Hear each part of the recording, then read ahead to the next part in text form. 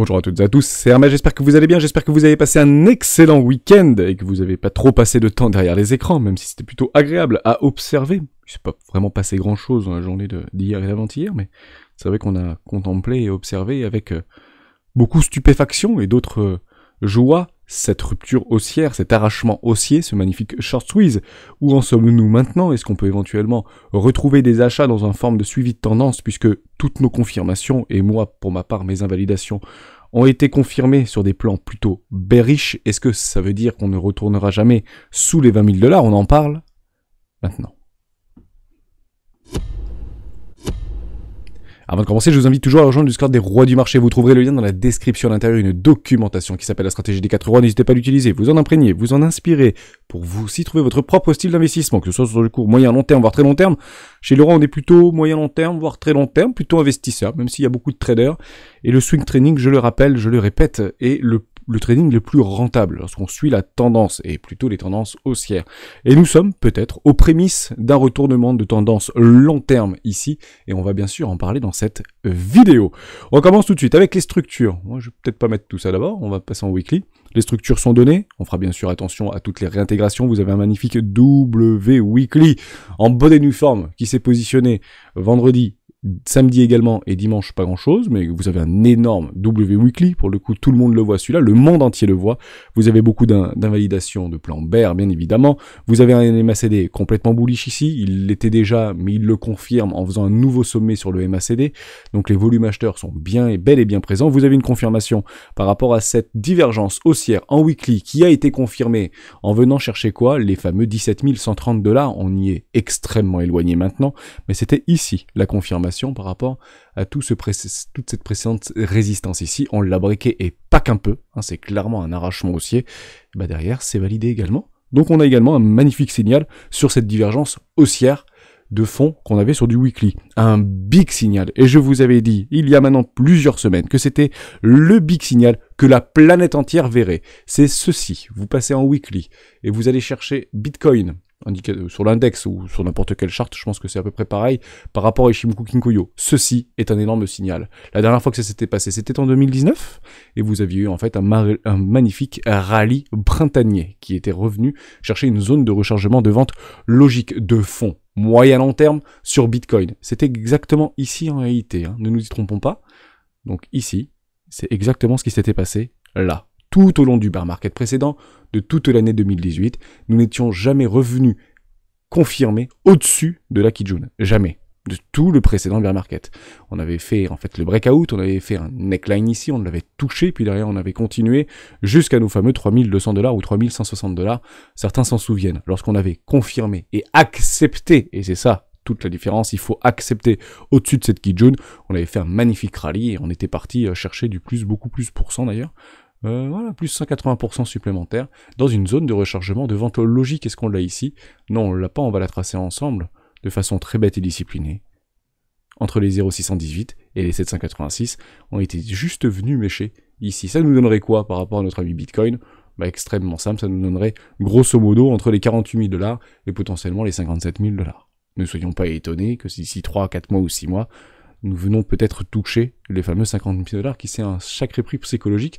Et là où le monde dira, j'ai loupé le train, il faut que j'achète massivement pendant que les Waze nous déversent leur Bitcoin dans la figure. Mais c'est un excellent signal, ne nous y trompons pas.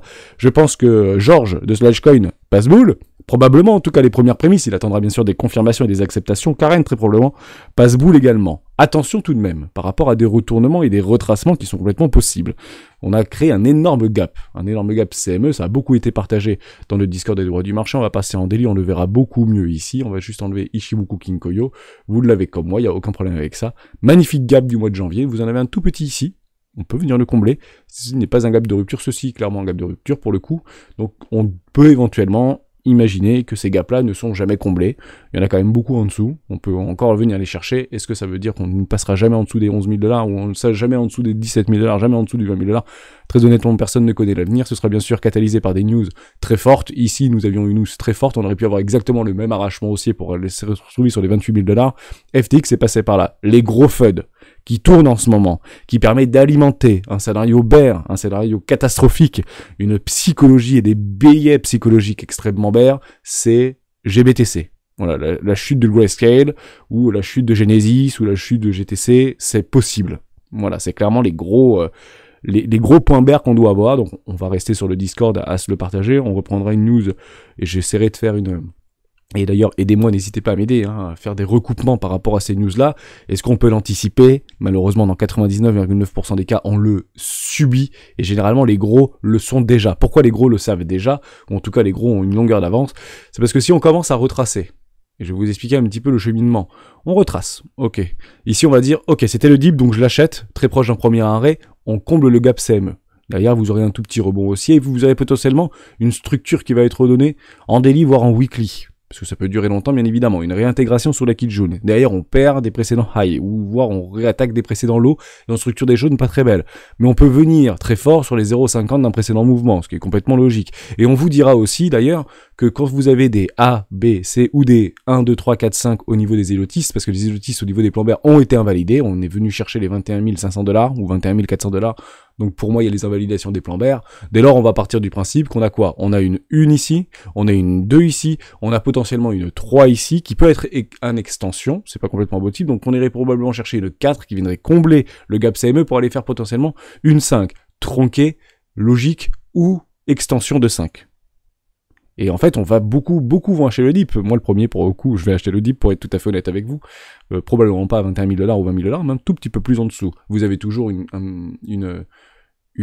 également un biais psychologique qui va attirer le cours. C'est clairement au niveau des options. Vous avez le strike price juste ici à 18 000 ou 19 000$ maintenant. Non, pour le 27, voilà, 18 000$ par rapport à des clôtures d'options pour le 27. Donc, je doute qu'on fasse gagner le strike price, entre guillemets, sur les 18 000. Donc je pense qu'on ira, il y a un petit strike price juste ici, je pense qu'on ira peut-être juste en dessous des 18 000, c'est pas complètement impossible. Et en dessous des 18 000, bah c'est pas très grave en fait. On reviendrait faire quoi? Bah faire un wake-up check du précédent W Weekly. Juste ici, vous prenez les confirmations et les clôtures de bougies, on va se les donner ensemble. C'est clairement là, sur les 17 000$ pile, le wake-up check par rapport à des clôtures de bougies en weekly. Certains prendront les mèches, pas de problème avec ça, mais grosso modo, vous pouvez très bien re-rentrer dans ce marché sans aucun problème. D'ailleurs, est-ce que c'est valable ou pas cette fameuse 1, 2, 3 sur un potentiellement plan boule sur des retournements de marché qui prennent du temps à se positionner? Oui, regardez, vous prenez ici vos bottoms de marché, derrière, alors vous pouvez le prendre sur d'autres... pas forcément sur le Chicago Mercantile, mais c'est pas très grave, et on va chercher les 1,618. Enfin, c'est chirurgical l'histoire. Vous allez pile chercher les 1,618, donc c'est une extension, un atterrissage logique par rapport à 1, 2, puis 3. Peut-être qu'on peut faire les 2,618, voire les 3,618 pour aller chercher un gap de juin dernier pour les 28 000$, c'est pas complètement impossible. Et généralement, les dips, si le marché est très boule, les dips sont très faibles. L'objectif, c'est de faire rentrer personne sur ce marché et de les faire courir derrière. Donc plus vous aurez un dip profond, plus ça va être compliqué. Et quand vous aurez sur cette extension de 5, soyez complètement rassurés. On le fait ensemble. 1, 2, potentiellement 3, voire 3, voire 3, voire 4, voire 5 ou 5, et puis derrière on pourrait très bien faire une 2 par rapport à une 1, et aller chercher une 2, et les 2 sur Bitcoin sont généralement profondes. C'est ça qui est intéressant. Généralement on prend les 0, généralement c'est 0,382 ou 0,50, mais ça vient très régulièrement sur les zones de rechargement d'achat moyen terme. Ici ce serait potentiellement entre les 20 000$ et les 17 500$. Ne soyons pas étonnés de voir quelque chose comme ça. Et derrière, on aurait bien sûr la confirmation et on va tester ce qu'on appelle tester les bottoms long terme, ou voire tester les bottoms définitifs. S'ils tiennent, c'est clairement le magnifique dip, et on repart. Or, on aura piégé beaucoup de personnes. Évidemment, les gens vont pas acheter là. Là, on voit le cours partir. On va commencer à avoir de plus en plus frères sur Twitter et sur YouTube. On ne repassera jamais sous les 20 000$. Et moi, j'avais des personnes qui me disaient dans les commentaires, c'était en juillet dernier ou en mai dernier, je sais plus trop, décembre dernier, oui c'était par là, impossible de repartir en dessous des 48 500$, mathématiquement prouvé par quelqu'un aux États-Unis. Bon d'accord, très bien. Bah moi je vous le dis, on va très probablement repartir sur les 20 000$ pour tester en fait ce bottom. Ça se fait très régulièrement. Même ici ça s'est fait. Même ici ça s'était fait. Ici on était revenu tester les bottoms. Juste là. Ça prend du temps, c'est catalysant, c'est frustrant. Beaucoup ont été piégés ici, parce que là on partait dans une magnifique 1, 2, 3, 4, 5, 1, 2, 3 potentiellement, pardon je l'ai pas très bien fait, et puis derrière on repartait to the moon. Bon, crack Covid, c'est pas grave, on efface tout et on recommence, et finalement les petites briques d'héliotistes et les petites briques de tout ce que vous voulez fonctionnent très bien, on a bien fait le wake-up check de tout le précédent mouvement ici. Alors oui, certains diront, on n'a pas fait le wake-up check de tout le précédent mouvement W trimestriel. Oui, je suis d'accord avec vous. Mais c'est pas une certitude absolue non plus. C'est juste pour rationaliser des idées d'investissement. Donc personnellement, je ne cours pas derrière le prix. J'attendrai des retracements. Des news qui accompagneront potentiellement ce mouvement. Au moins, vous avez tout sous les yeux ici. Au niveau de l'order flow, vous avez clairement un arrachement haussier. C'est, je pense, à peu près 200 millions de dollars qui ont été liquidés sur la semaine dernière, un peu plus de 200 millions, donc je pense que c'est beaucoup plus, mais par rapport à ce qu'on voit sous les yeux, donc on s'en fiche un peu au niveau des ratios, si vous voulez, c'est plutôt des redondances qu'on doit voir par rapport à une augmentation assez folle au niveau des liquidations de short. On voit bien que c'est croissant au niveau des liquidations de short. Est-ce que ça veut dire que ça y est, c'est terminé? Non, pas du tout. On peut continuer à aller dégommer du vendeur, puisqu'on peut rester bear très très longtemps. On avait fait cet exercice-là sur un live précédent. On va repasser en daily juste ici. Je trouve ça très intéressant de vous en parler. D'ailleurs, en parlant des ratios de 1 pour 1 par rapport à la neckline de ce précédent W Weekly, si on prend les mèches ici, vous avez un ratio de 1 pour 1 parfaitement exécuté et on commence déjà à travailler. Vous arrivez sur des poches de liquidité ici de short, complètement logique, ici également, et on peut encore aller les chercher jusqu'aux 32 000 $, et target d'Hermès, 33 000 $. Alors ici, personne n'y croyait à la target d'Hermès, ou plus personne n'y croyait, puis maintenant, hop, elle revient éventuellement pointer le bout de son nez. C'est ici que moi je prendrai des décisions pour vendre les crypto-monnaies que j'ai achetées patiemment dans la descente. Sur des investissements 1, investissements 2, certains investissements 3 et d'autres investissements 4. On parle de Filecoin, mais on peut en parler éventuellement de d'autres. Et ben c'est ici que je prendrai des profits. Quoi que fait le cours, je prendrai des profits ici, même si on ne revient jamais sous les 37 772 $, parce qu'on explose tout à la hausse. C'est pas grave. Il y aura des dips et probablement qu'on y reviendra dans les prochains mois. C'est pas complètement impossible, bien évidemment.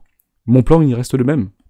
Je ne le change pas, vous l'avez sous les yeux, ça fait plusieurs mois que je vous le montre, et puis on commence, c'est plutôt intéressant à observer. Voilà, on peut très bien aller chercher cette petite neckline. Vous avez plein de necklines qui sont positionnées, hein. Vous l'avez ici par exemple, cette ligne jaune que vous voyez, bah c'est clairement, ça fera clairement office de prise de profit par rapport à des vendeurs à découvert. Hein, les vendeurs à découvert probablement viendront chercher des profits assez massifs sur cette petite trendline ici. Bon, on peut continuer à la grinder relativement longtemps, ou à la grinder relativement longtemps. Les bears en déni peuvent rester bears très longtemps également. Vous les avez ici, les premiers sont sortis, les deuxièmes sont en souffrance, et puis vous avez d'autres qui vont prendre le premier arrêt. Donc le premier arrêt tient, on arrive très proche d'un premier arrêt par rapport à tout le précédent mouvement. Ici, vis-à-vis de la chute de FTX, de la chute, pardon, de Celsius ou Terra Luna, je sais plus ce que c'était là en juin dernier, Terra Luna, non c'est Celsius, vous avez un premier arrêt de ce précédent mouvement, donc le premier arrêt tient, le plus probable, qu'est-ce que c'est de faire un nouveau plus bas. Et si on vient jusqu'aux 28 000 $, on tiendra le premier arrêt du précédent mouvement de Celsius ici, pardon, ou Terra Luna ici, pardon, tant que le premier arrêt tient, le plus probable, qu'est-ce que c'est de faire un nouveau plus bas. Et vous avez le premier arrêt de tout le précédent mouvement, depuis les précédents TH, donc on tient le premier arrêt, le plus probable, qu'est-ce que c'est de faire un nouveau plus bas. Et généralement, je prendrai l'extrême de tout le mouvement précédent, et certains diront qu'un marché peut retracer de moitié en bon temps pour aller chercher les 0,50. Je prendrai mes profits s'ils se présentent, bien évidemment, mais le hedge position côté Hermès, c'est plutôt dans cette petite brique au or que probablement je commencerai à le faire, si je commence à voir un faiblissement. Si on continue à faire ça to the moon, et ben si on commence à avoir des trucs comme ça, et puis là on commence à faire des trucs comme ça, et ben prenons nos responsabilités. Hein. Alors bien sûr ça peut être un piège baissier, mais prenons nos responsabilités. On n'est jamais frustré de prendre nos profits, ou potentiellement de pouvoir hedger notre position. Les bears en déni peuvent rester extrêmement longtemps bears et continuer à rajouter sur leur propre short, qui ne fera bien évidemment que alimenter la hausse. Beaucoup de volatilité sur ce marché qui va revenir, c'est complètement normal. Plus il y a de la volatilité, plus les émotions viennent, et plus c'est très compliqué d'éventuellement rationaliser des idées d'investissement. Donc mettez bien et suivez bien votre plan, aucune émotion, bien évidemment. Mettez un plan de trading en place si vous voulez éventuellement jouer cette hausse-là, avec des confirmations ou des billets de confirmation, comme le gap CME, comme des retracements idiotistes, comme des Tenkan Kinjun, quels que soient les time frames que vous utilisez, d'autres indicateurs, comme des moyennes mobiles par exemple, la moyenne mobile 20, il y a la moyenne mobile 50, la moyenne mobile 100, on en avait fait ce travail-là précédemment, c'est extrêmement important de bien suivre son plan. Ne regardez jamais le prix, trader. Trader, ne regardez jamais le prix. S'il y a marqué 2 800 000 $ sur Bitcoin, et en fait on est en 2036, on s'en fiche du prix. Les traders, vous rentrez, vous sortez. Partez du principe que ici, et si vous êtes vendeur, et honnêtement je sais qu'il y en a des vendeurs sur la communauté des rois et qui m'écoutent, il y a beaucoup de vendeurs qui sont encore en vente, et d'ailleurs vous avez pas mal de personnes qui étaient très baissiers sur Twitter, qui expliquent que c'est pas du tout invalidant d'arriver ici ou même d'arriver plus haut. L'objectif c'est les fameux 11 000 $. Oui, mais moi je les joue encore ces 11 000 $. C'est un scénario que je joue simultanément. Je suis pas all-in. Pas parce que j'ai des invalidations que je veux mettre all-in. Ça n'existe pas. Je prendrai mon Bitcoin s'il revient très proche des 11 500 $. Parce que j'ai des objectifs proches des 11 500 $. Tout simplement. Parce que je ne connais pas l'avenir. C'est super important. Vous arrivez d'ailleurs par rapport à une résistance point de contrôle assez forte ici. Beaucoup diront, je short. Et vous avez raison de shorter des résistances. On n'achète pas des résistances. On les short. Donc vous avez raison de le faire. Ça ne veut pas dire que ça va marcher. Tout simplement. Au même titre que c'est pas ici qu'on achète à levier. Là, vous n'avez pas raison de le faire. Et c'est pour ça, en fait, que le prix s'apprécie de plus en plus, ou que des baleines continuent à acheter très massivement du Bitcoin. Enfin, acheter, on verra d'où vient l'argent, vous allez peut-être rigoler, parce que l'argent, il vient pas de l'extérieur, il vient de l'intérieur. On est entre nous et ça concerne entre nous. Et je vous l'avais dit, je vous l'avais répété très souvent, l'argent est encore là, l'argent n'est pas parti du marché.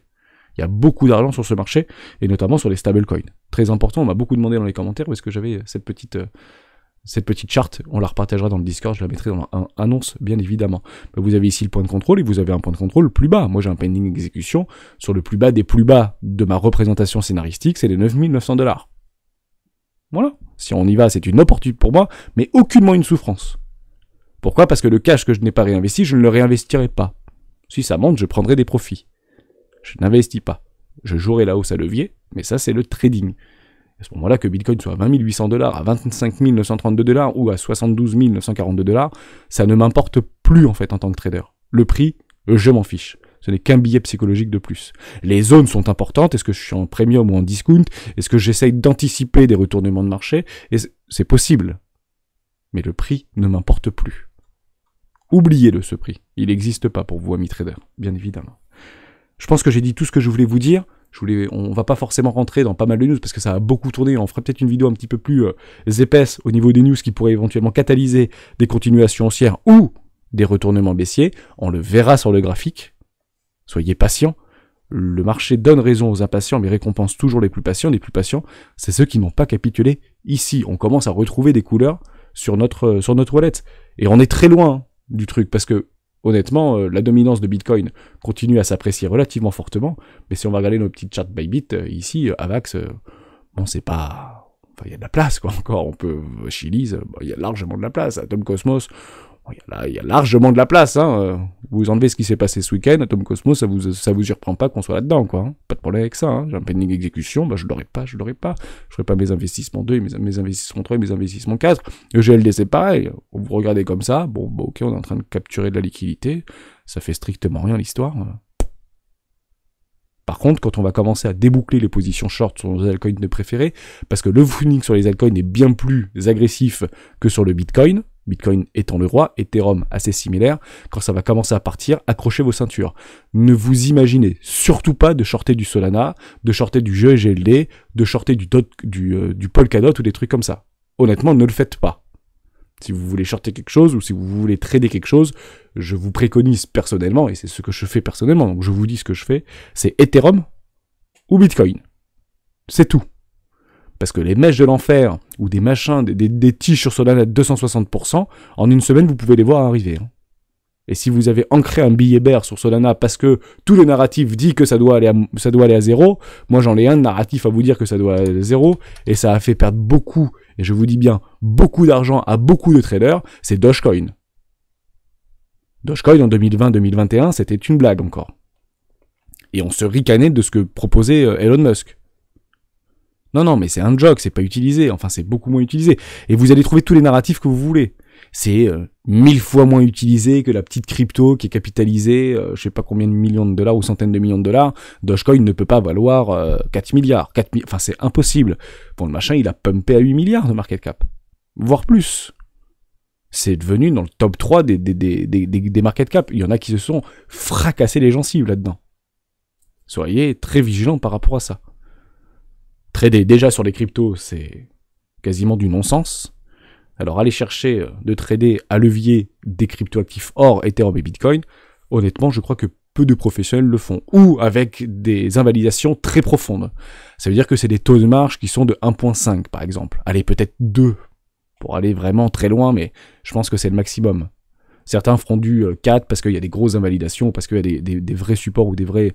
Mais faites très attention, c'est généralement, si vous commencez à passer les leviers 3, 4 sur des cryptoactifs, parce que vous y croyez, parce que vous avez des news et vous avez tellement cherché, et vous avez des échéances qui vont arriver incessamment sous peu, qui pourraient dynamiser une accélération haussière, À ce moment-là, ok, mais c'est pas je vois parce que c'est joli, donc je mets un levier x4, bien évidemment. Je vous dis tout ça, c'est pas pour vous embêter, c'est juste que je l'ai souvent vécu, et je l'ai vécu ce type de situation, et on sait pas sur quel pied danser.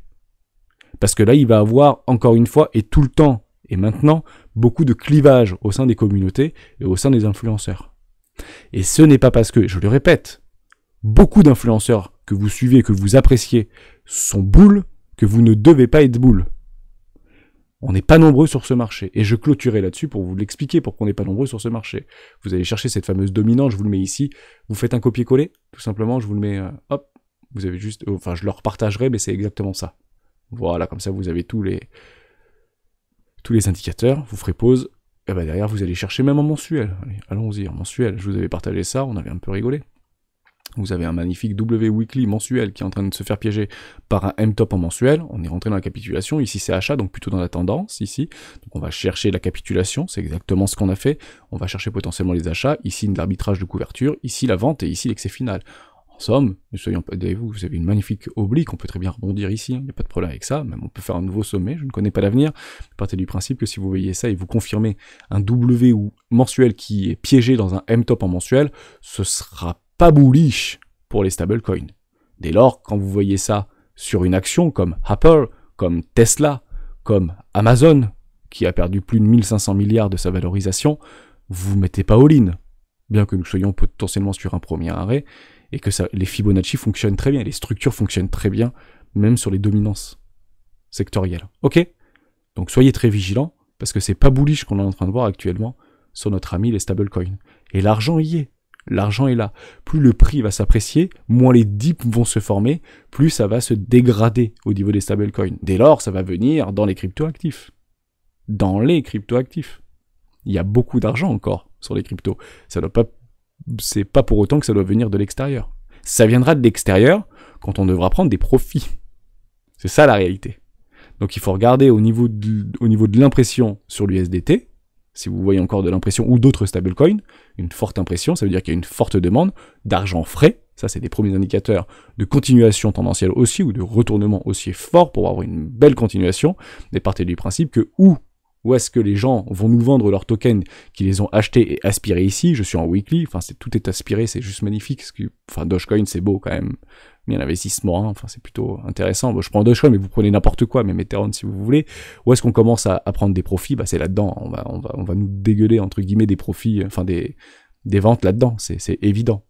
Alors que ça va aller mieux. Finalement, on va commencer à voir peut-être à la télévision que la récession sera pas si forte que ça, voire il n'y aura pas de récession, donc ça va continuer à de plus en plus alimenter un narratif plutôt avantageux, plutôt haussier, plutôt sympa, et c'est là où le public va se faire bien évidemment dégommer.